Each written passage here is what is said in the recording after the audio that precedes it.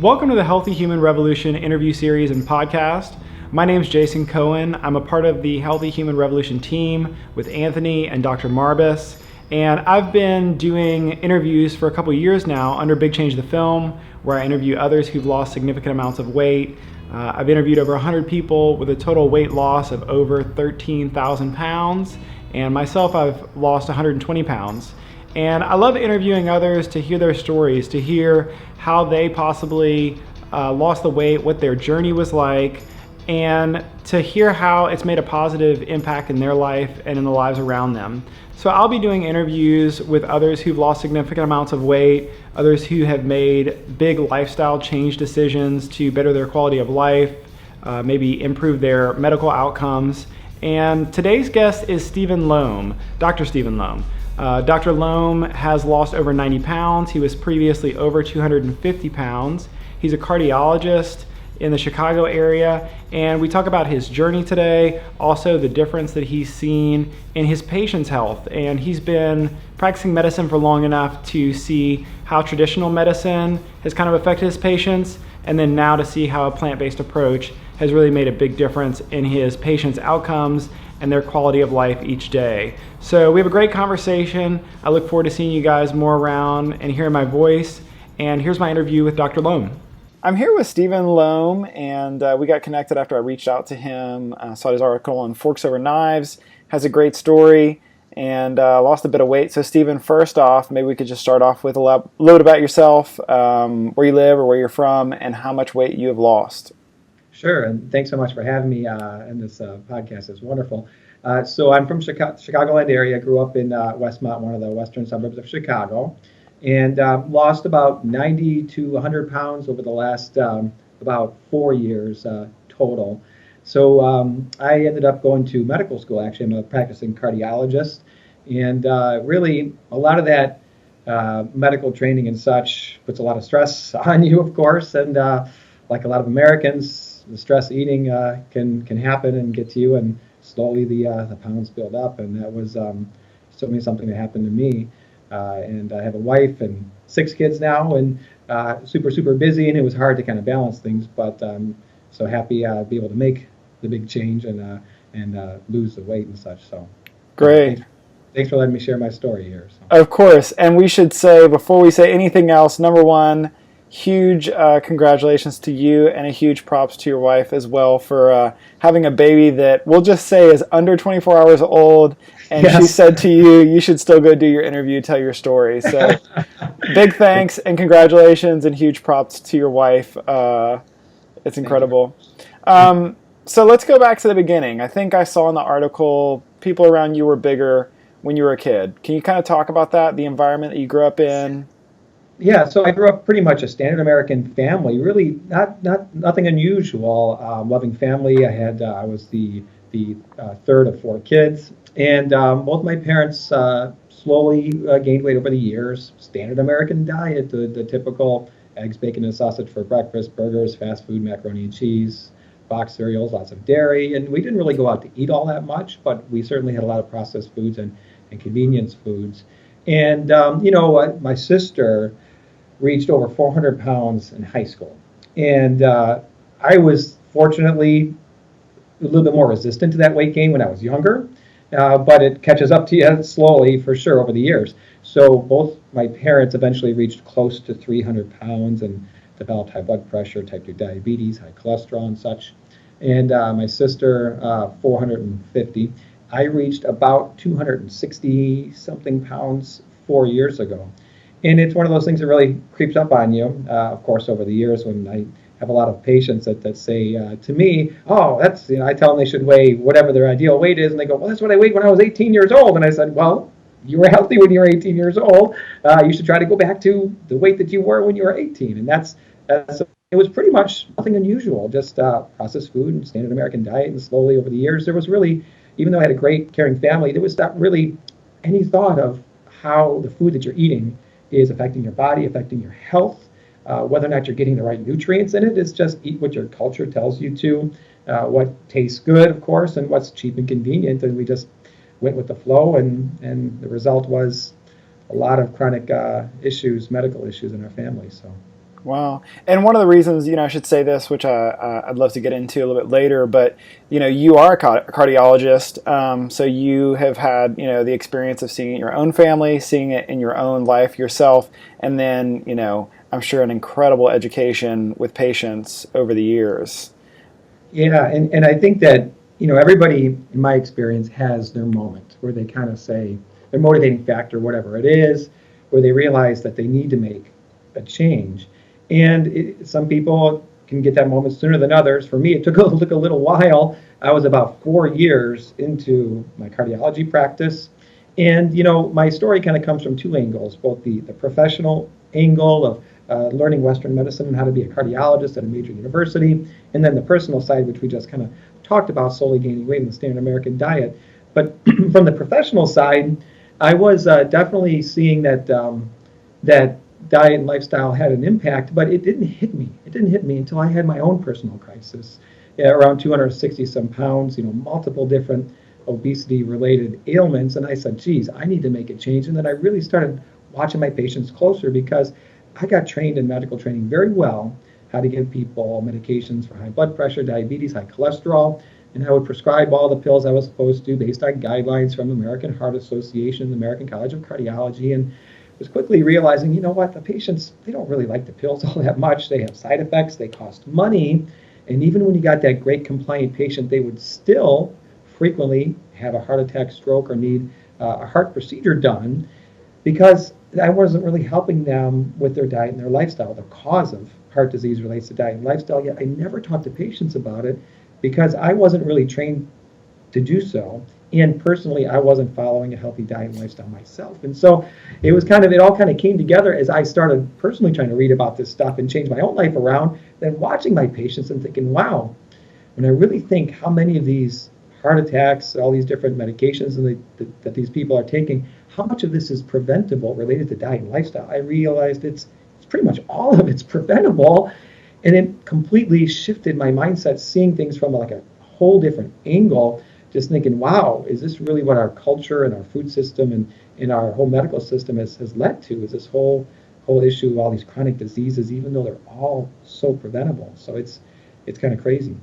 Yeah, and I certainly want to get more into everything around the time that things did change for you and all that. But just to go back a little bit, I know that you said you had parents who ended up gaining weight. Your sister was a bit bigger. You were skinnier before. So what were some of the major contributing factors? I think to quote you, you said I ate the typical American meal, which I feel like in some ways this could be like a 70s poster with like a woman with like a glass of milk. You said, Yeah. I ate milk and cereal for breakfast, macaroni and cheese for lunch, meatloaf and mashed potatoes for dinner, plus Yep. dessert. It doesn't get a more kind Oh of yeah. American sounding than It that. was it was very standard American. It was completely classic standard American. And we always had some kind of dessert in the freezer, ice cream or cookies or something. Yeah, we had the meatloaf, mashed potatoes. My dad would make pizza at home, so pizza was a regular thing. I had some fruits and vegetables here and there, so I had a little bit of good plant-based foods, but it was really, a lot of times cooked in butter or or oil,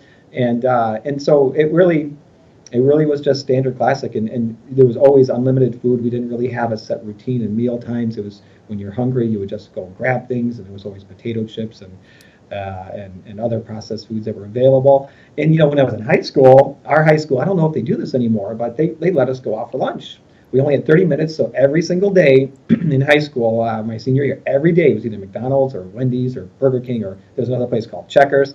And we would love to try to get to Burger King because it was like 15 minutes away. So we'd have to get there in 15 minutes, get our food, and drive back and eat while we're driving back. It was always the classic challenge, but it was fast food every day, and then sometimes I'd have it for dinner too. So and again, when you're younger, sometimes you could tolerate that, and on the outside you might look. I was a little bit maybe chubby when I was in high school, but the weight slowly accumulated.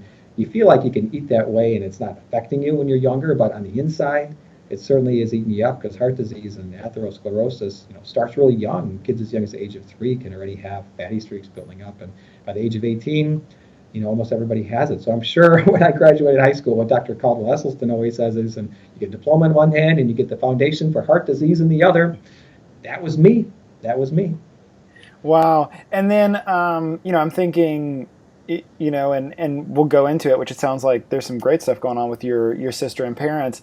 But I'm thinking for you as a kid in high school, you're skinny, but you've got, your family around you is bigger. It would be very easy to assume like the path is chosen for me, Yeah. Is that kind of how things ended up? Because obviously, throughout you ended up, over 250. Where was your mind at during that time? Well, you just don't really think about it because when you see somebody when you're younger and you see somebody who's overweight or obese, the mindset just was, oh, that's just the way they are. That's just their genetics. It's, yeah, it's in the family. And oh, geez, I wish I was thin. I wish I, could not have to worry about my weight, but that's not me. So I do really have to worry about it. And you just kind of accept the fact that that's just the way that it is. But it doesn't have to be that way because we always know that, a lot of these chronic diseases, heart disease, diabetes, high blood pressure, and obesity aren't really purely genetic. They say the genes load the gun, but diet and lifestyle pulls the trigger. And so my mindset growing up was, I don't have any control over this. I'm eating what my culture tells me to, the standard American diet. If I gain weight and I'm overweight, that's just the way it is. My family's that way, yeah. And so it was just kind of, I guess I'm luckier that I'm not as large as my sister was, but I did have a younger brother who was able to stay a little bit more lean than the others. So, yeah, that's just the mindset that we have. Okay, so eventually you become a doctor. You're a medical student. All that, you go through the gauntlet, and it sounded to me like through the interview, and people I know or stories I've heard, it's a grueling process, lots of long hours, lots of stress, all that kind of stuff. And it sounded like for you that kind of took its toll in some ways and manifested itself in weight. Is that right? Oh yeah, definitely. So I was like one of the last classes where they did not have enforced work hour rules, where you could restrict the work hours for a resident physician to 80 hours a week. So I was frequently doing 100 hours a week, and you get there at 6 a.m. and you wouldn't leave until 4 or 5 p.m. the next day, and then you would be on call like that every fourth day. And so, of course, what I'm eating is cafeteria food and a lot of things from the vending machine overnight when you get hungry because you're up all night. And then the second you get off a call, the first thing you do is you go straight out to a restaurant and you shove your face full of as much food as you possibly can. And then it's like 7 o'clock, you go home and you just conk out, you go to sleep just to sleep for 10, 11 hours, wake up and do it all over again. And so it was super hard to, I was just trying to survive. I was trying to learn medicine, how not to kill any patient. I wasn't even thinking at all about my own health, my own nutrition, didn't exercise, was physically inactive and just ate whatever the heck I can get. And it was a lot of stress eating for sure because it's a stressful time. So yeah. And it sounded to me like you kind of entered your practice and then got fairly far into it where you were still overweight, where you were Yeah, I was 4 years into my cardiology practice, and the weight still continued because when you first get into practice, it is grueling. There's a lot of long hours and stress, and so I just continued the same lifestyle that I knew. I just continued the same thing, frequently hitting drive-throughs in the morning for breakfast, and then not bringing lunch with me. Pretty much didn't cook much at home. We ordered a lot of food and stuff at home, a lot of pre-prepared food, just like what I was kind of taught. So. And then did you ever make any kind of attempt, did you ever diet? Did you ever say, I've got to do something about this? Was there ever anything like that?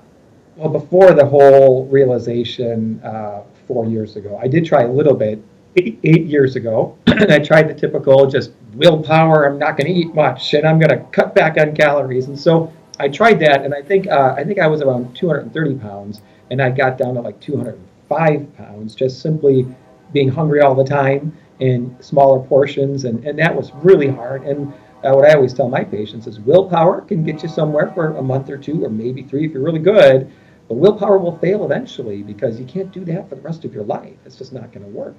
And so I was just trying the whole calorie restriction thing, and it worked short term. And then had another baby. I think that was baby number 3. And then after that, the stress came back again, and I lost it all, and I crept way back up to 240, 250, and then close to 260. Yeah. Wow. And I'm just thinking, not to throw you under the bus here, but you've got patients that you're seeing every day. You're telling them, hey, you gotta, we want to keep you out of, heart attack land.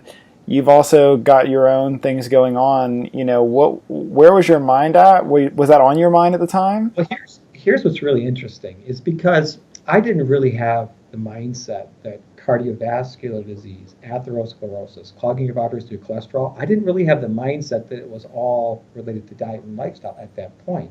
And so when you think of a cardiologist, if you see an obese cardiologist, you think, wow, how can an obese a cardiologist be obese? And how could they tell their patients eat healthy and exercise when they don't do that themselves? Well, when I was asking the professors where I trained at, why do we clog our arteries up? Why is it that we get all this cholesterol plaque? And I've read the research on, the endothelium lining of the arteries gets damaged, and then you get some inflammation. The LDL cholesterol gets oxidized, sticks in there, and the plaque slowly builds up. I knew all that stuff, but what's the big overall factor that kind of unifies everything? And they would just say, it's genetics, if you smoke cigarettes, it's an aging process, if your blood pressure is high, those types of things, you clog your arteries up. And those are the answers that I got. So I just kind of finished my training thinking that's the way that it is. And I didn't really understand how nutrition and diet and lifestyle really affected it to the degree that it really does. And one of the reasons is that the cardiologist who trained me, what a wonderful guy, and I love him so much. I owe him so much for what he's taught me, caring, compassionate cardiologist, but he himself was obese, and I never once heard him talk to his patients about eating healthy, exercising, or losing weight, probably because he wasn't doing it either, and neither was I. It was just not the mindset. And so when you don't do something yourself, it's hard for you to guide your patients that way. And the older school mindset of what causes cardiovascular disease really is not necessarily related to diet and lifestyle factors.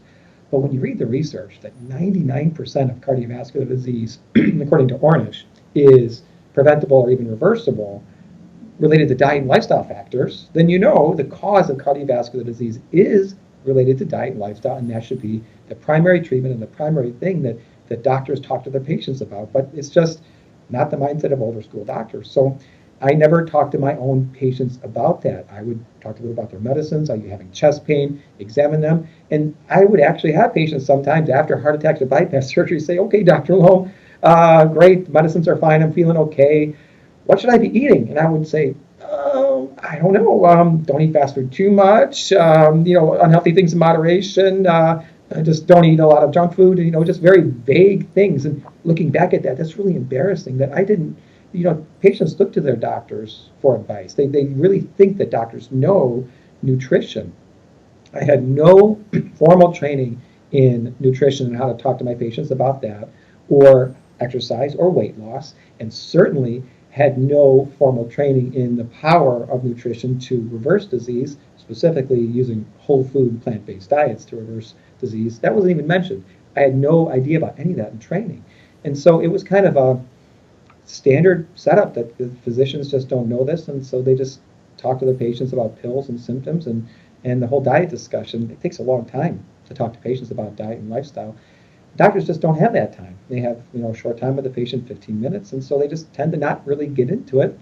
And a lot of times when a doctor does get into it with the patient, what do you eat and you exercise, and tries to get somebody motivated, the patient just comes back 6 months later and hasn't lost a pound, and the physician just kind of gives up. And it's kind of sad. That's our culture.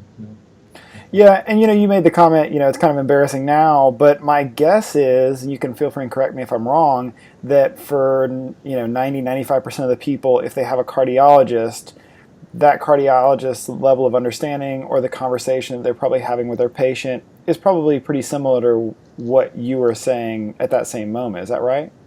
Yeah, I would think so. Because most physicians now, since they don't have formal nutrition training, and most physicians don't follow very clean, healthy diets, and specifically not whole food, plant-based diets like I do now, they don't have that higher level of knowledge to speak in an intelligent way to their patients about food. And I've heard really random, crazy things that doctors have told patients about what they should be eating. Eat more eggs, or you should drink Gatorade for your electrolytes. And so I have patients pounding like 3 bottles of Gatorade a day. And I'm like, what are you doing? There's so much sugar in that. And there's so many different things that I hear, and I just kind of shake my head and say, wow, we really need nutrition to be a very, very, very important part of medical training. And I think every physician should be required to get a certain amount and get certified in evidence-based nutrition. Yeah. And I think I saw in there, at some point you decided, I'm going to follow the USDA dietary guidelines. You started exercising, even got to the point to where you ran 2 full marathons, but you still found yourself overweight and feeling poorly. And that was a struggle because, you know, when I finally had that aha moment, you know, all these chronic diseases I was starting to develop and obesity-related issues, I knew I had to make a change. And so I made all the typical mistakes that most Americans do. The willpower thing certainly didn't work. So I said, okay, I'm going to exercise like a madman. I'm going to try to run 2 marathons obese, you know, one at a time, and multiple injuries, and it was really tough. I went really slow and walked a lot of it, but I did it.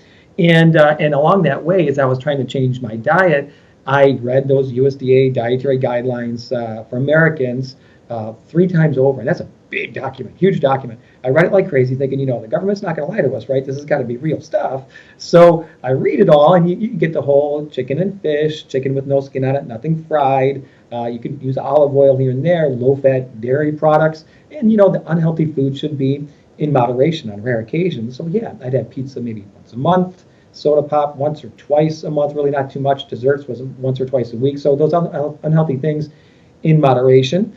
And then I was eating a lot of boneless, skinless chicken breast. The Foreman grill squeezed all the fat out. I food prepped for the whole week. I brought all my food with me. I was working hard.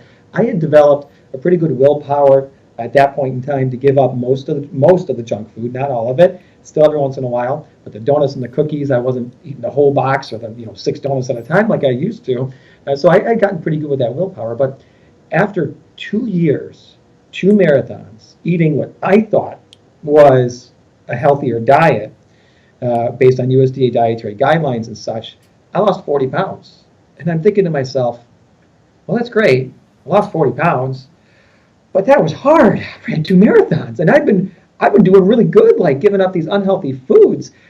What's going on? What's the missing piece? I don't quite get it. And I just really thought that this is how hard it is to lose weight. And I was really thinking, wow, this is what my patients are going through? Whoo-wee. I tell them to lose weight, and I never really understood how challenging it really is. It was really challenging. That's what I thought. I figured, okay, it's going to take 4, 5, or 6 years of running marathons every year in this before I can finally get down to my ideal weight, which was my goal. 6'1", I want to get down to 175 pounds.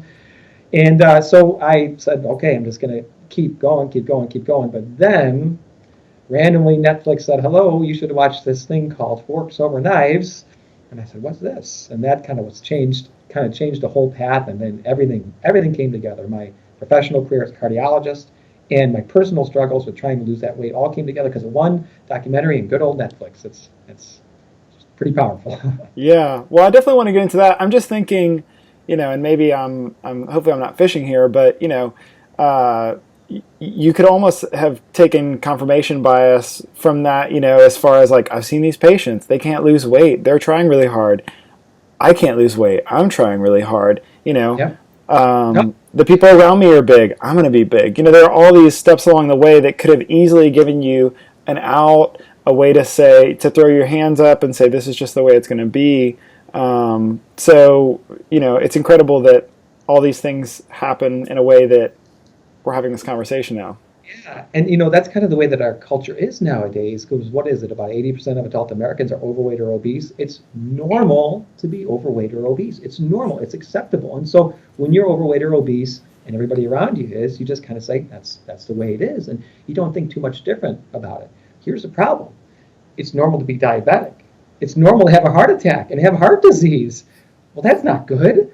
So, I mean, even though it's normal and most adults are overweight or obese and have chronic diseases, doesn't mean it has to be that way. And so when you grow up in this whole environment, yes, you have that mindset that that's just the way that it is, and I'm going to accept it and not do anything about it. So to actually see that it doesn't have to be that way, and you can have this much control over your own health and such, that's the light that people just need to see it, that how powerful it is, that you can be healthy, you can do this stuff. The person, I tell my patients now, that the person who has the most control over their own health is not their doctor, it's not genetics, it's not fate, it's up to you. You have the most power to lose weight, control your diabetes, get off your pills.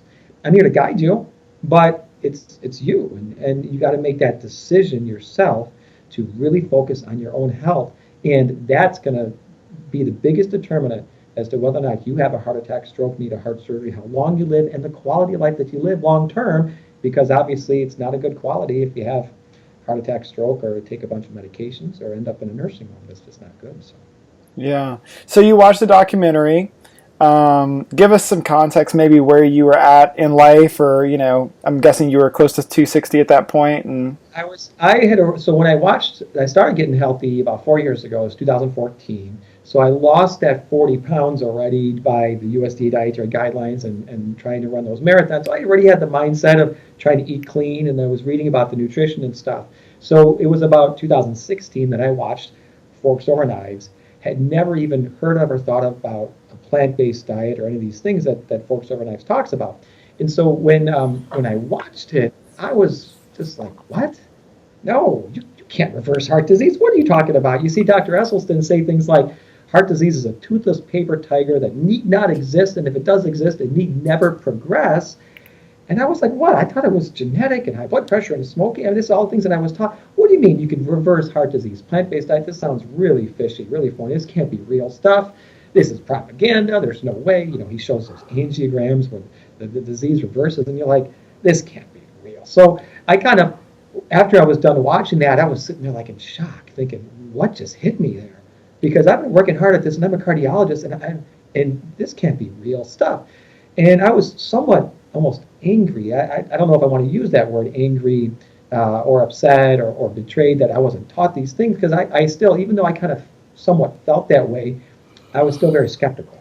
And so I said, all right, I'm going to read on this stuff. I'm going to read about this plant-based diet. I'm going to do my own digging, look at the evidence, look at the publications. And so I subsequently read a lot about Dr. Esselstyn's research and publications, and they're very, very powerful, good publications, but it was still small numbers. It wasn't controlled at all. So, but then you look at Dean Ornish's data, which is much more well done, very powerful, and the heart disease reversal that you got was very, very big, 5 years. So it was long-term follow-up. 99% of patients halted or reversed their disease with a whole food plant-based diet and lifestyle changes.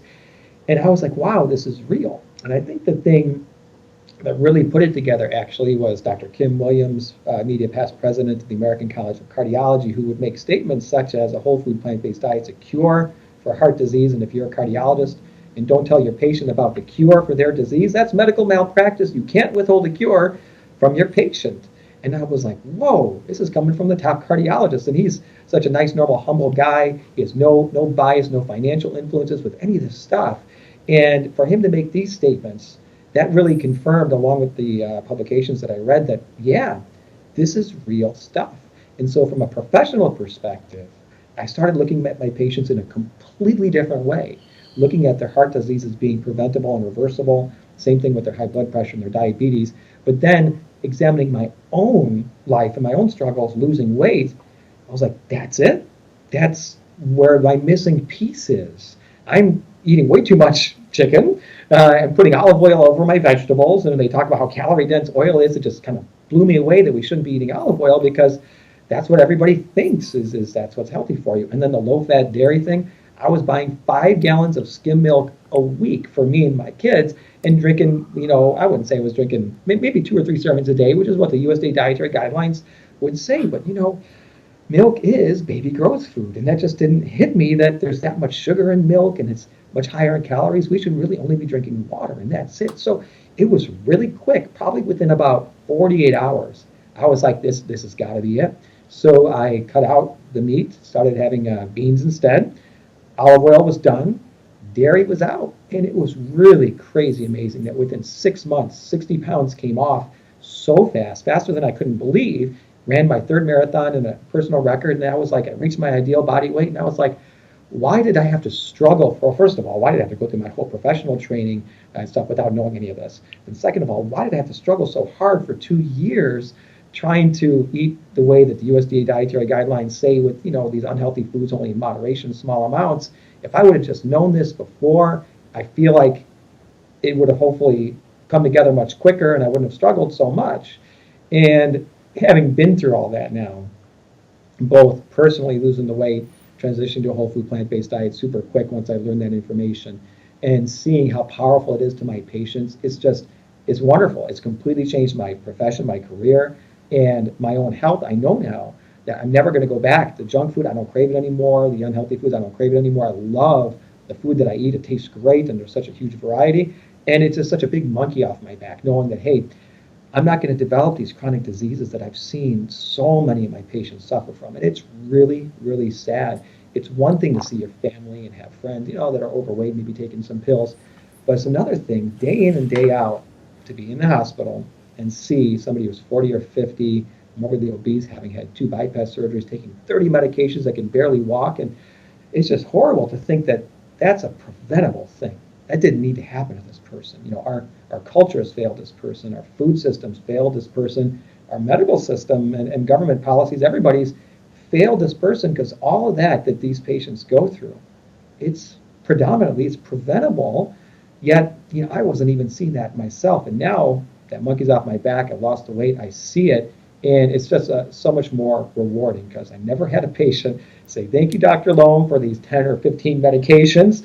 You're the best doctor in the world. That's great.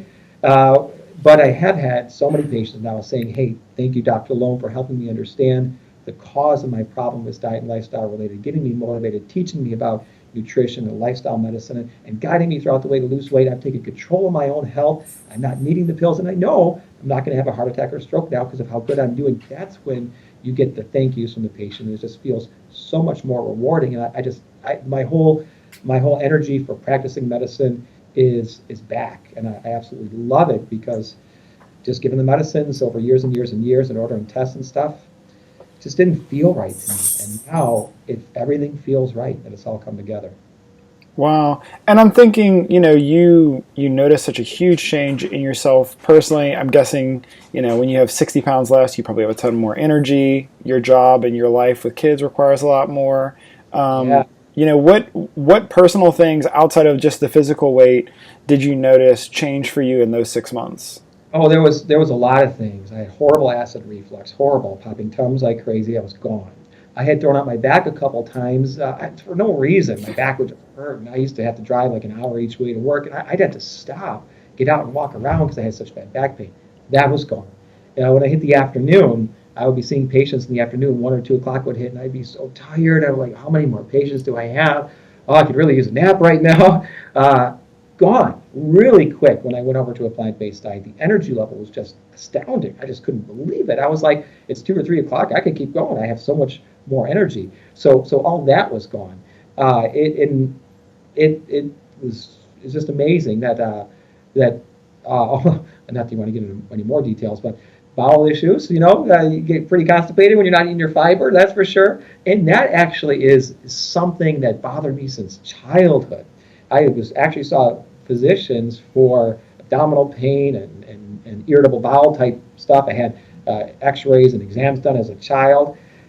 Looking back, that was all dietary related. Because of the foods that I was eating. Yet, my parents and my physician, my pediatrician, never once, as far as I know, said, what are you eating? Maybe you should, cut out dairy from your diet. Maybe you should do this. Maybe you should do that. It was always, let's do x-rays and make sure there's something wrong with the stomach, and that was it. And then nothing was changed, and I suffered from, bowel issues my whole life until going to the plant. Even when I was eating the chicken and fish and stuff, plant-based diet, all that irritable bowel stuff completely gone, like instantly. And I just couldn't believe that, because that was such a annoying thing to have your whole life. And so there was a lot of dramatic things that I saw pretty quickly after changing over to the plant-based diet.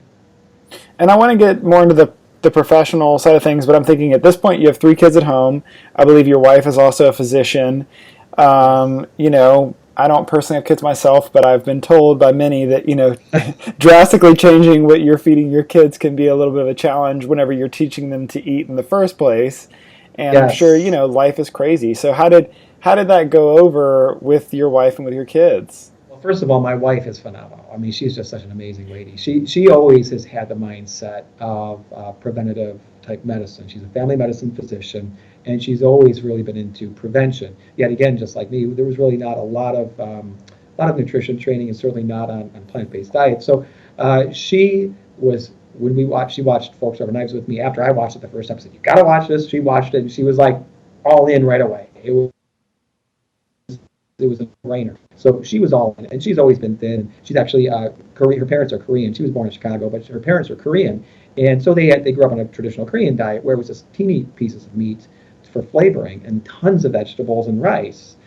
They did use a lot of oil, a lot of sesame oil in their food. But for her, going on a plant-based diet was pretty easy because that's really the way that they raised. Sure, she had McDonald's here and there, but it was not an everyday thing. It was a pretty only when they're out and about on rare occasions. So it was easy for her. Now the children, that was interesting. So I think at the point that we changed to a plant-based diet, we actually already had 4 children at that point.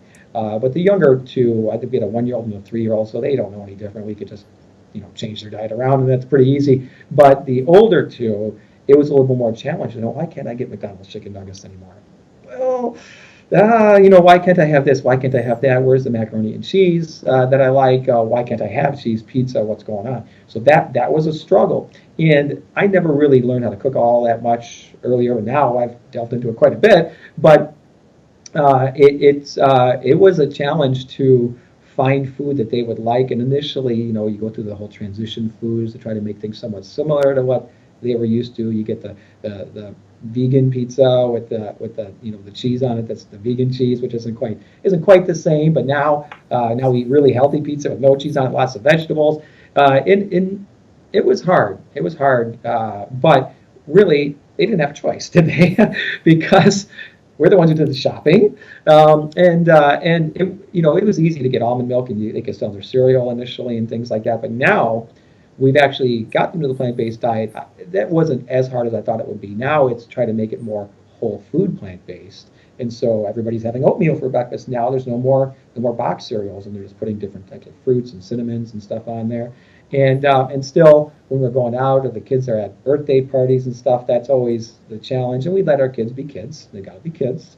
But we ask them, do you want to have the pizza that's going to be at the party or the ice cream, or we can get you something different? And actually, they don't want to have it now. They just don't want to. They understand that it's not healthy for them, and they just don't have that taste craving any longer. Because what I think I tell my patients a lot too is really your taste preferences change pretty quick, 2-3 weeks or so for the most part, and you no longer crave the unhealthy foods. And I saw that in my family and my children as well, that they were actually really, really enjoying it. I mean, who doesn't like fruit? So they eat fruit like crazy, and we get them to eat their broccoli and their spinach. And my older 2, they pound salads down like it's crazy. Other people look at our kids like, whoa, that's a lot of salad they're eating. I'm like, well, that's what we eat at home, and they like it. We use vinegars and stuff in the dressings, and it can taste great. So it is a struggle at first, but if you work at it, you can do it. And it's just so important. It's so important to do because not only because of the childhood obesities nowadays that's out there, the rates are so high, but like we said, the foundation for cardiovascular disease starts when you're young. Another quote I've heard is the person who shops and cooks for the family is the person who decides whether or not the family gets heart disease, diabetes, high blood pressure, or many of the cancers when they grow up. It's a big responsibility, and why more Americans and parents don't realize how important it is to feed your kids predominantly or exclusively unprocessed plant-based foods and not hot dogs and chicken nuggets and such. Why we don't get that as a culture is just beyond me. But I still have to stop every once in a while and say, wait, that was me 4 years ago. That's the way I was. And so even though I see it from the other side now, I still have to really stop and put myself back 4 years ago and say, that was my mindset before, so who am I to criticize other people? I just want to make sure that I can try to, shine the light on this so other people can kind of hopefully come over and see how important it is. But. Yeah, and I'm just thinking, your world gets rocked at home, then your world gets rocked at work as well. So how did you begin to incorporate, because I'm also thinking you probably had patients that you've been seeing for years that all of a sudden, they come in one day, Dr. Lome, the overweight person's not there, you're telling them all this crazy stuff that, they've never heard of. Where have you been? Yes. Well, I worked out in farm town too, rural Illinois, so it was not really the culture out in the area where I worked. And so what's really nice is the patients that did know me for a while, they saw my weight loss. And so they would say, what are you doing? What are you doing? How did you lose the weight? And I'd say, well, here's how it goes. And I actually slowly over the years have developed a little talk, a little spiel or something that I give to my patients. And you got to individualize it from person to person based on where they're at, what chronic diseases they have, and their cultures and their personal triggers and habits that they have. But I have this kind of set way to talk to my patients about the cause of cardiovascular disease and how diet and lifestyle relates to it. And so it's a lot more powerful to give them that talk when they see that I've been through it myself. I've lost the weight and I follow a whole food plant-based diet myself, and so does my wife, and so does my kids, and now so do my parents who've lost 100 pounds each plus and reversed their diabetes, high blood pressure, and high cholesterol. And my sister, she did have gastric bypass surgery, lost 300 pounds, but now she follows a plant-based diet, 100% plant-based diet.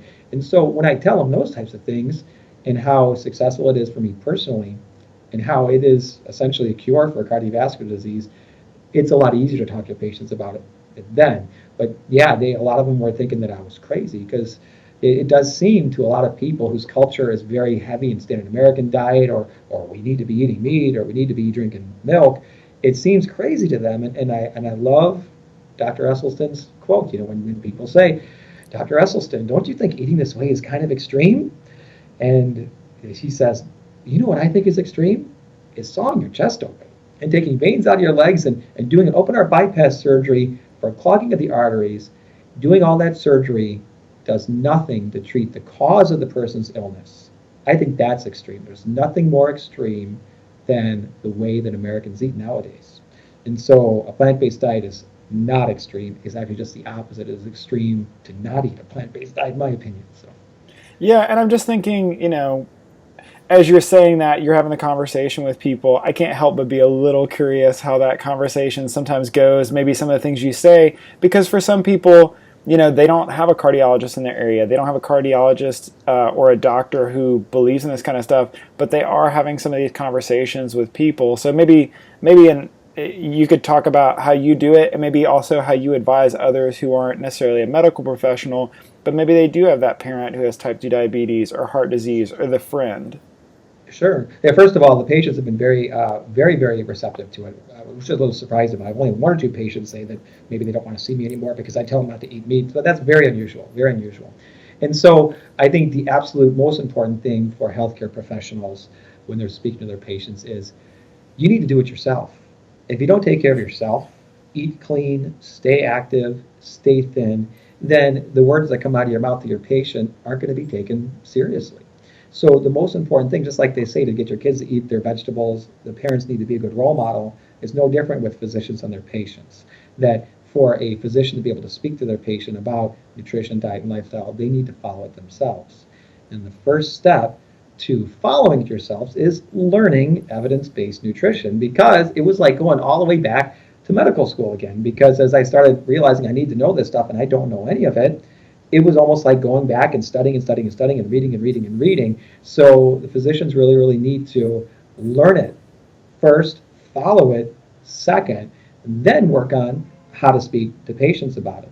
So I always, being a cardiologist, I'm focusing more on the cardiovascular disease and clogging of arteries. So I always make sure that people understand the whole process of how arteries clog up, how the endothelium gets injured and inflamed and such. And I give them analogies. I have a lot of different analogies of how when you look at your arteries, think of them as being on fire. Anytime you eat something unhealthy, you have that eggs, bacon, and sausage for breakfast, or even smoke a cigarette or whatever, you're essentially pouring gas on the fire that's fueling the flame that's clogging your arteries and inflaming things up. Why would you ever want to pour gas on the fire that's fueling the disease that is the most likely going to kill you? You wouldn't want to. But anytime you eat something healthy, you eat oatmeal for breakfast with some fruit on it, have beans instead of meat, beans, good for your heart, they always say, then you're pouring water on that fire and you're putting out the fire. And so it's super important to make sure that all you're doing is water, water, water all the time. So I give that analogy to my patients. And so I think they kind of can understand those types of things. And then I go into a little bit about how into a little bit more of diet, how dietary cholesterol, you don't need to eat any to live whatsoever. Saturated fat, same, it's not an essential nutrient, and research clearly shows that it clogs arteries up. And I give them the analogy of what I call the monkey and the rabbit, how the monkey's eating bananas all day, he's physically active, and the rabbit's eating carrots and running around, and monkeys don't smoke cigarettes, rabbits don't smoke cigarettes, and guess what? They don't clog their arteries up at all in their natural environment. Their total cholesterol, LDL cholesterol is under 70 in their natural environment without taking statin medications. And if you actually change these animals' diets to what a standard American eats, high in cholesterol and saturated fat, within less than a year, you severely clog up the animals. And that's it's not good in general to do animal experiments, but in general, that's how research is done to find how arteries clog and then what effects they can have. And really, that's what Americans are just doing is they took themselves out of their natural environment that we're supposed to be in and changed our diet to one high in dietary cholesterol, saturated fat, and other oils and sugars and refined carbohydrates that are bad for you, and we clog up. But we know if that monkey and rabbit is put back out into nature, back on its whole food, plant-based diet, and can get physically active again, that the atherosclerosis, the clogging of arteries, starts to reverse itself. One of the best kept secrets in all of medicine, they say, is if you give your body the right conditions, it will heal itself. And that's absolutely true. And again, that's pouring water on the fire all the time. When you go to a whole food plant-based diet with no oil, you're pouring only water on the fire every single day, and you're putting it out. And that's how you can prevent and reverse clogging of the arteries. And so then once you kind of see how that's been shown through the monkey rabbit analogy, then I put it in the context with people. Talk about Dr. Esselstyn's research, talk about Ornis's research, and how this can be done in humans too. And then I kind of say to them, do you know what it means to be on a zero cholesterol diet with no saturated fat? And they, a lot of times after that whole thing, they're really into this. They're like, okay, wow, we can prevent reverse heart disease. Then they're like, no, what does that mean? No cholesterol in your diet? Well, cholesterol is made in your liver or the liver of a cow, a pig, a chicken, a turkey, a fish, or shrimp. Cholesterol comes from animal-based foods, and that's predominantly where most saturated fat is. And there's no cholesterol in plant-based foods, like an apple doesn't have a liver, so there's no cholesterol in it. And fruits, vegetables, beans, whole grains, nuts, and seeds are high in fiber, high in nutrients. You can get all the nutrients you need from plants. We don't need to eat animals to live. The reason we eat them is just for culture, convenience, habits, and taste. That's it, not for nutrients. And so they look at you. That's when the shock hits them. They're like, whoa. You mean I need to give up meat and eggs and dairy and seafood? And I say, well, yeah, that's what's ideal. I'm telling you what's perfect. And honestly, again, you got to individualize this for each patient. But I tell people, even if you get to 80 or 90%, you're going to be way better off. 80 or 90% of your calories from unprocessed plant-based foods, you're going to be better. Because I think the USDA said in 2015 that only 12% of calories that Americans eat are from unprocessed plant-based foods, and half of that is potatoes from French fries and tomatoes from ketchup. So it's pretty a sad state of the standard American diet. Sad, and if you can just get more calories, even if somebody gets up to 50%, they're going to be healthier. But magic starts to happen around that 90% mark, where they're only having maybe 3 or 4 servings of meat a week, and they gave up dairy and processed food and junk. Even more magic happens when you get to that 100%. And that's when you can reverse the disease. And so you get a lot of people that are all in, and they'll go all into the 100%. Other people are skeptical, and I just say, hey, just dabble with this. Here's some recipe websites, books. Check it out. The food is great. There's 100,000 edible plant-based species out there. You're going to love it, feel full. It's a whole new world out there. We've kind of lost touch as a culture of how to make these plant-based foods taste great, make you feel full and everything. Dabble with this a little bit, and then choose a day and go all in for 3 weeks. Use your willpower there a little bit. All in for 3 weeks, because if you can do something for 3 weeks, your palate changes, your cravings change, and all of a sudden you feel so good, you start getting that energy like I did, you're losing the weight, and maybe getting off the medicines quickly, especially with type 2 diabetics, and then they realize, I don't want to go back to this. And so that's kind of the way that I approach it to patients. So I'm sure other physicians have other ways, but I think people really get the point when they realize that more than half the visit, I'm talking about their diet and their lifestyle, that really that's how important that it is. And that's not usually the way it is. Usually on the way out the door, if the doctor asks, hey, try to lose some weight, and that's it, and it's just a little passing comment, because they know that discussion's going to open up another 10, 15, 20 minutes, and they don't have time. They got to go see the next patient. But that's just not the way I do things anymore. So that's all fantastic information. Not to play the devil's advocate, but I know that there is a lot of information, misinformation. If you follow the news, it's hard to resist the temptation to, you look and there's a keto diet and there's a carnivore diet and there's, and there's this, thought that Well, dietary cholesterol and saturated fat are a thing of the past in terms of being the way that we think about heart disease developing. So I'm sure you get people in your office who are Sure. feel like they may Well, be educated. yeah, definitely. There's a lot of different things to say about that. First of all, anything is better than the standard American diet. No question about it. So even if somebody's doing a paleo or something like that, I say congratulations. You're giving up junk food and giving up dairy. You're doing great. You're halfway there, but that's not quite right. But at least you're better. And second of all, there is a ton of misinformation out there. And I personally, before I even read research, for most Americans, you say, people come in the office thinking about, oh, saturated fat, dietary cholesterol. Actually, most don't, because it's something like 90% or more of people don't even think about nutrition. They don't even think about it. And they may have heard passing comments or seen headlines that butter is back or whatever like that, but they don't really register it because they just ate their standard cultural diet and what tastes good to them, and they didn't really think about it. So most people, when I talk about dietary cholesterol and saturated fat, they don't have any fund of knowledge, or they don't even know, I thought saturated fat was okay, or I thought dietary cholesterol wasn't that bad for you. Most people don't know that.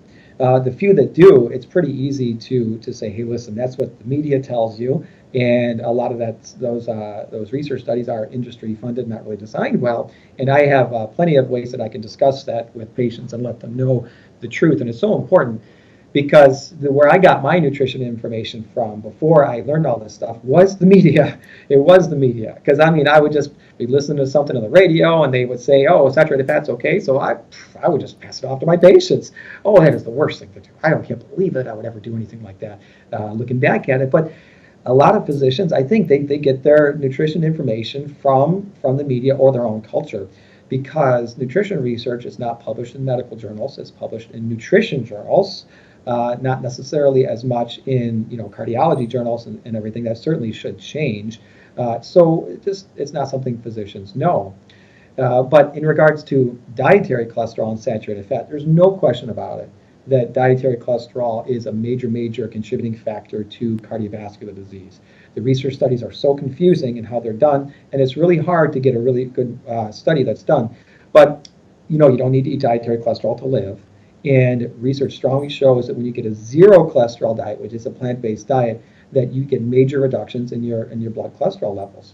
The average American's total cholesterol is about 196, and their LDL is right around 100 or so, whereas the average vegan is got a total cholesterol just under 150, and their LDL is much lower, somewhere around 70 or so. And those are vegans, not necessarily whole food plant-based diet. They might be eating more junk food and processed food and such. There's not a lot of data as to where the average total cholesterol is for whole food plant-based diet, but it's at least where the vegans at, if not a little bit lower. And so that is very clear, powerful data.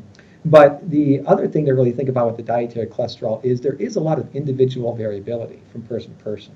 Some people absorb a ton of cholesterol in their diet, other people only a little bit. And so we do have some people go on plant-based diets and see dramatic responses in their blood cholesterol levels.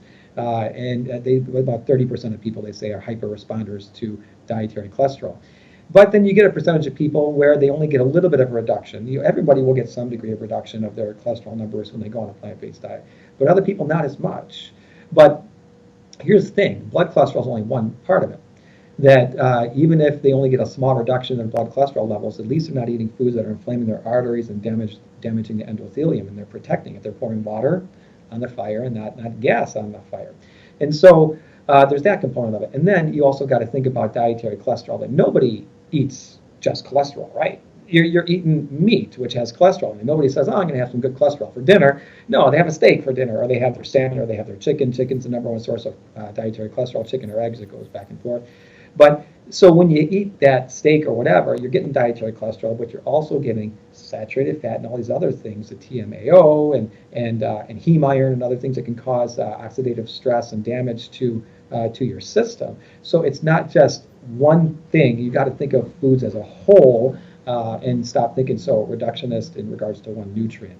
But the way the research is really designed about dietary cholesterol, it's designed to make sure that it doesn't look like dietary cholesterol matters much. Because they'll add one egg to somebody's diet, or they add 2 eggs to somebody's diet, and they'll see what the effect is. And well, when you're already consuming a lot of cholesterol, adding a little bit more is not going to have that much of an effect. But when you really take it down to 0, you get a dramatic effect. And the analogy that I use is when people are if they're doing research on car crashes and mortality, who dies in car crashes, and they say, let's compare people driving into a wall at 100 miles an hour versus people driving into a wall at 90 miles an hour versus people driving into a wall at 80 miles an hour, and let's see who dies. And they realize, geez, no matter if you drove into that wall at 100 miles an hour, 90 miles an hour, 80 miles an hour, 100% of people die. Well, that means that speed is not an important factor in regards to whether or not you're going to die in a car accident. So who cares about speed? But what if somebody was driving 10 miles an hour or 20 miles an hour? They're not going to die in that accident. That's what a plant-based diet is. It's getting down to zero cholesterol. It's that super low cholesterol numbers, which is not, in general, studied. It's not part of these major research trials. And so they don't see the dramatic, powerful effect that it can have when you drop down to zero. And the whole saturated fat thing, I could talk about the saturated fat thing too for hours and hours and hours. There were all the two big meta-analyses that said saturated fat might not be as harmful as previously thought. That's kind of the way it was worded. It didn't say it's good for you. It just said it's not as harmful as previously thought, and that was, of course, the media translated that into eat butter. It was all meta-analysis. It was not new research. And it's very clear that 11 independent organizations, including the World Health Organization, the American Heart Association, the American College of Cardiology, all these places, everybody universally says that the more saturated fat you have in your diet, that the higher the risk, higher blood cholesterol levels, and the higher the risk of cardiovascular disease. And I can go on and I can cite references forever about that. So no matter what they hear in the media, what they think, I educate them in a polite way, and I say this is not true. Let me show it to you, and I point them to different references. But yeah, well, I appreciate you kind of tackling that. I put you on the spot because, for a lot of people, it is very confusing. It's hard to wade through the information. And I think especially, you're in a unique position in the people that I generally talk to, because for most people, it's a personal story. It may kind of dip into the other parts of their lives at different levels. But, for you, essentially what you do is at the heart of the effect, the change, the diet, everything. It's not just a personal thing for you; it's professional. I'm curious. What have you seen in your patients that have complied completely? What have you seen in your patients who say, "Well, I'll take a little bit," because you're in a perfect position to kind of, in a way, you're kind of doing research daily in your practice. Yeah, absolutely. So I've been advocating for the whole food plant-based diets for my patients for about 2 years now, pretty much ever since I watched folks overnight and changed myself. And I haven't had the patient who necessarily with proven heart disease reversal, me personally, because that requires you to do an angiogram again after they've changed. And all my patients have done so well after they've changed, they haven't required those angiograms afterwards. So I can't say that I've seen personally a lot of actual reversal by looking at their arteries with my own eyes. But having said that, I have a lot of patients who have been in this lifestyle now, and there's not a single one that I have, not a single one. It's only been 2 years, for a short time, but not a single one that I've had that I've seen them progress any disease, have a heart attack or a stroke, or worsen any chronic disease. What I've seen is weight loss, reduction in medications, more energy, and they come sharing like how great they love the food. And now I give regular, quarterly, and sometimes more frequently, little lectures to the community where we serve food. And I have some of my patients come in and speak to the whole group. I think last time we had 70 or 80 people there just a couple of weeks ago about how much they love the lifestyle, how good they feel, how they've lost weight, and how they know now that they're not going to, they're going to be heart attack proof if you follow Dr. Esselstyn's plan. They call that heart attack proof. And so I've seen it in so many patients, and now I'm so happy. There's people come, they drive a long way to see me about plant-based diets and to transition to this lifestyle because it's so powerful, and people are really getting the message. They really know. They know that not only is our medical system a little bit broken with all the pills and procedures that we're doing, but everybody's seeing the effect of standard American diets have, and so people are really getting it. And I've had nothing but good things. I've had patients who can't make that transition as easily and don't stick to it 100%. But I don't even know how many. I have at least, 100 patients now that are following a plant-based diet. A lot. Wow. And then, I know you used to, perform medicine, used to be in medicine in a more rural community. Since you're in the Chicago area, I think you now work with Dr. Kim Williams. So yeah. What does life look like for you now? What does your practice look like for you now? So the whole reason I changed my position is so that I could be closer to the Chicagoland area and really, really focus on plant-based nutrition and lifestyle medicine. So yeah, the Rush system. I work in one of the Rush has more than one hospital. I work out in the suburbs of Chicago, and one of them. And I said, hey, it's actually less than 10 minutes away from my house. I don't even drive so far. He says, great. And guess what? I work with Dr. Kim Williams now, and so I know that all the initiatives that I really want to do to push forward plant-based nutrition is going to be backed by not only a major university, but arguably the top cardiologist in the country, him and Dean Ornish, in regards to plant-based diets and heart disease reversal. So I still do the day-to-day cardiology practice. I see patients with heart attacks, heart rhythm issues, and heart failure and all that stuff. But 80% of patients, there's always some reason to talk to them about diet and lifestyle-related factors. And so it always works its way in there. And now that I'm actually seeing patients just for this reason, just for heart disease reversal and transitioning to plant-based diets, I'm able to integrate that a lot more into my practice. But there's lots of other things that we want to do. Start our own little lifestyle integrated medicine type program focused around plant-based nutrition. We'd love to get the Ornish Lifestyle Medicine program up and going in our institution, which we're working on. That takes some time, but it's been great because now, when I have these community events and we're so closer to Chicago, people just flock to it because so many people are following this lifestyle or understand it or have heard about it, and when they know that, hey, there's a free event with a free dinner and a cardiologist talking about this, it just everybody gets it and everybody shows up. So it's still, I've only been in the new practice for 6 or 7 months or so, so it's still growing and evolving as to where it's going, but it's going in such a great direction that it's been way better than I thought, and I just hope that it can continue to grow. And what's also awesome is my current group, they're just such great people, such great cardiologists. One of them really quickly grasped on and already completely changed over to a plant-based diet himself. And another one is about 90-95% there. And when we look at the research and go through things, people get it. I think that's another one of Kim Williams' famous quotes is there's two types of cardiologists, vegans and those who have not yet read the research. And so when you sit down with my partners and, hey, let's look at this research, then they see it and they get it, and then boom, they change quite a bit. So yeah, it's been a really good transition, and I'm hoping to do a lot more after my last community event. This was a great story. There's like 80 people there, and a lot of people approached me afterwards and say there was passionate people who follow plant-based diets came to the presentation, and they say, we understand how important this is, how great it is, and the problem we have with chronic diseases in America. We need to do something about this in the Chicagoland area because there's not a lot of good resources. There's little vegan groups and whole food plant-based groups here and there. We need a good coordinated effort, and we need a leader for that. And I said, okay, well, I'm very passionate about this. So I ended up starting a 501c3 nonprofit called the Chicagoland Plant-Based Nutrition Movement, cpbnm.org. And we already got a couple hundred members. We got funding. And we have a good board of directors from all of Chicagoland area coming from multiple different backgrounds. And we're developing curriculum and whole food plant-based diet transition classes, whole food plant-based diet one-on-one classes, community events, screening of documentaries, jump starts already. We've applied for a Plant for Nation grant. We're trying to really push for this whole coordinated effort from a grassroots perspective, because the change isn't going to happen from the top down. The change has got to happen from the people. And there's so many people passionate about it, and Chicago is such a huge area, we should be able to all coordinate together. And so I ended up being the person leading all this charge, and it's still very early on. It's only been about a month or so, but I can't believe the momentum it's gained already. It's crazy, and I'm hoping that that's going to end up making a big difference too. Well, that story kind of reminds me of my conversations with Paul Chatlin at PBNSG, and yes. Maybe that's very true. I actually talked to him on the phone a week or two ago to pick his brain and say, well, how did you do this? Because he's got a great, I think he says he's got 5,000 plus members in the Detroit area.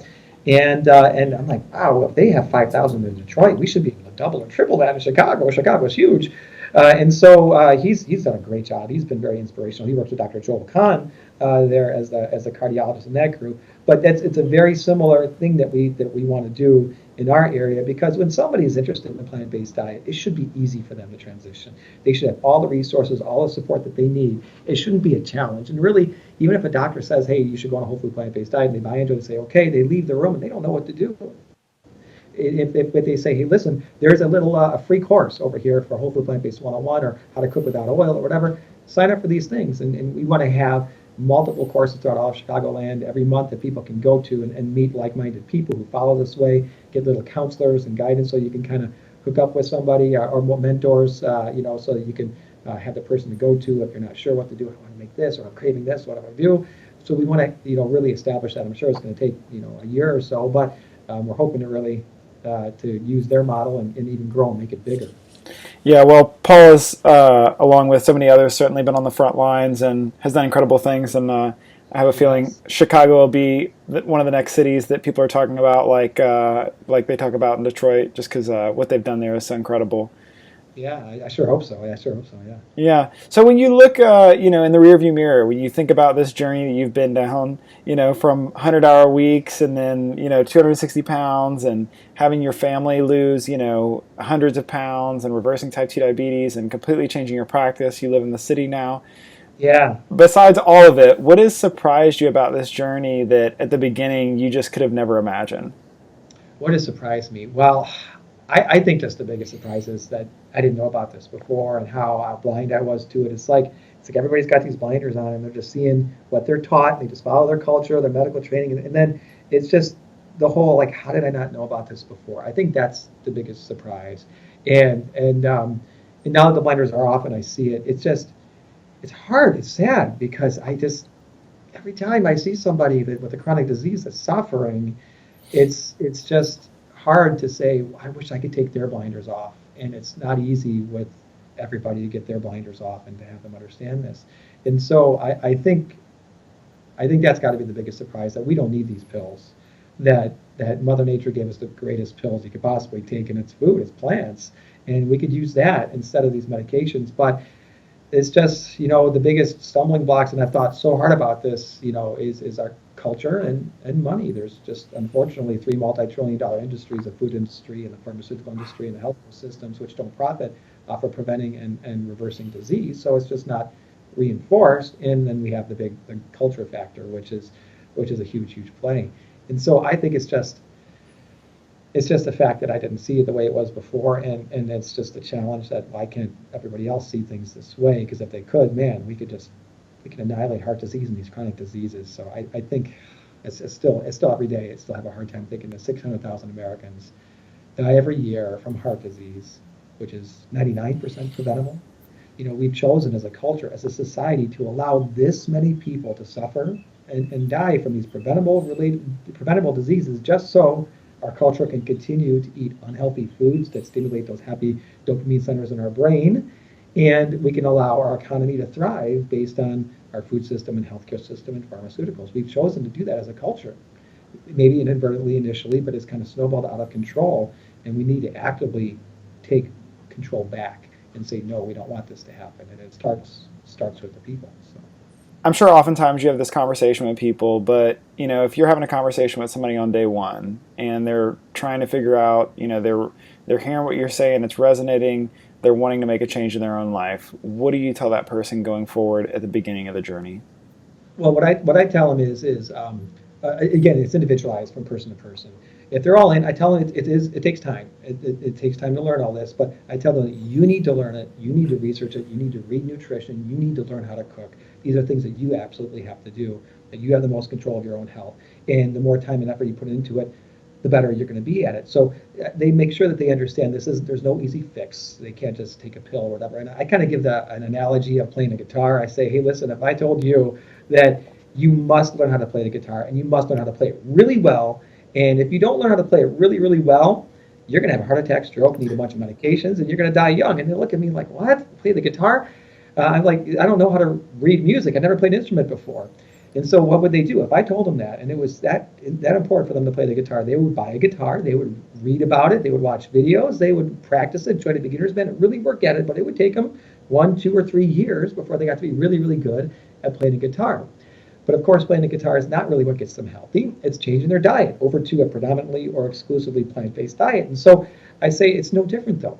You need to read about nutrition. You need to practice it every day because you eat every day. You need to learn to cook, read these books, watch these documentaries. You need to do it. And if you do, after 1, 2, or 3 years, you'll learn the skill of a healthy diet and lifestyle. And just like you can't watch one video or read one book and be a good guitar player, you can't watch one video and read one book and boom, you're on a completely clean lifestyle. I mean, maybe some people can transition really quick like I did because I'd already been working on it a little bit.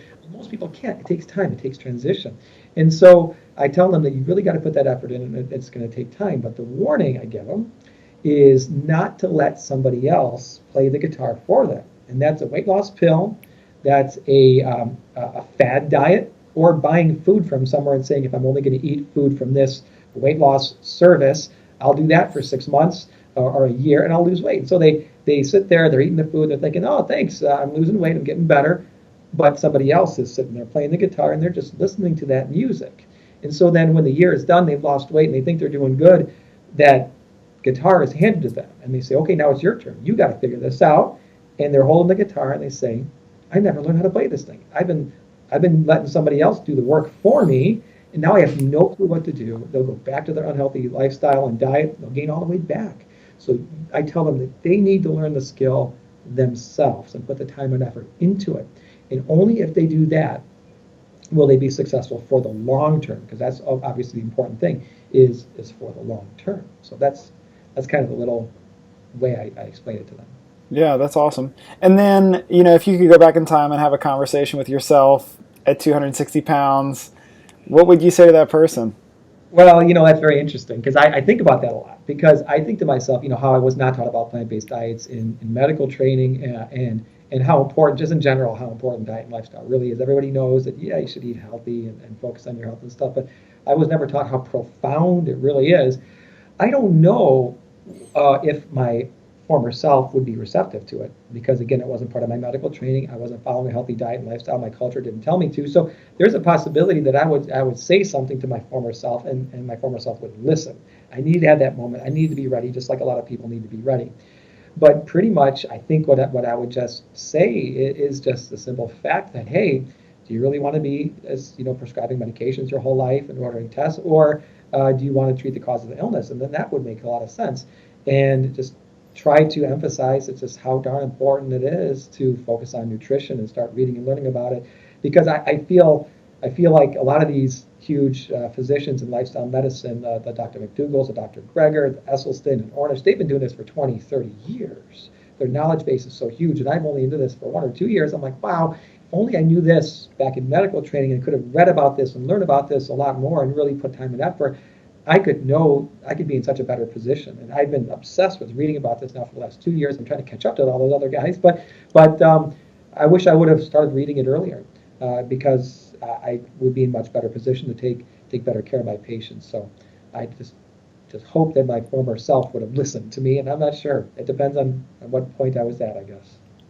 Yeah, and then lastly, if people are hearing your story, it's resonating with them, they'd love to find out more about what you have going on, connect with you, or follow along. What's the best way for somebody to do that? There's lots of different ways. I'm on Twitter at Steve Lome. I have a Facebook page, Dr. Steven Lome. And certainly if I have a website called heartstrong.com. One of the things I always loved to do was websites. When I first got into this, I was like, this is so powerful, so important. I want to put all this up. This information should be free. And so one of the things I'd like to do as I'm learning is I learn about one topic and I really put it together in one site and summarize it as well as I can. And I tend to just put it online, that way I can access it anywhere. And so I said, well, might as well just register a website, heartstrong.com, put it up there and try to put together a little program so that people can go and learn about how powerful diet and lifestyle is, the right way to eat, helping them understand plant-based diets and such, and other different dietary factors like cholesterol and saturated fat we talked about, how important exercise is and the other wellness aspects and stress relief and getting rid of food addiction. So I put all that up on heartstrong.com and people can contact me through there. I tell my patients all the time, if you have a nutrition-related question or a food question, just go to heartstrong.com, click contact us, email me, and I email back and forth with patients about food-related things all the time. I tell them, don't email me telling you're having chest pain. That's not a good idea. Only for nutrition stuff only. And then certainly cpbnm.com CHPNM.org, which is Chicagoland Plant-Based Nutrition Movement.org is another site, and they can contact me through there and see all the different resources and programs we have in the Chicagoland area if they're from around here. So they can always contact me through there. I'm always happy to connect with people who are interested in making the transition or whatever point. I'm always happy to meet more people involved in plant-based nutrition and lifestyle.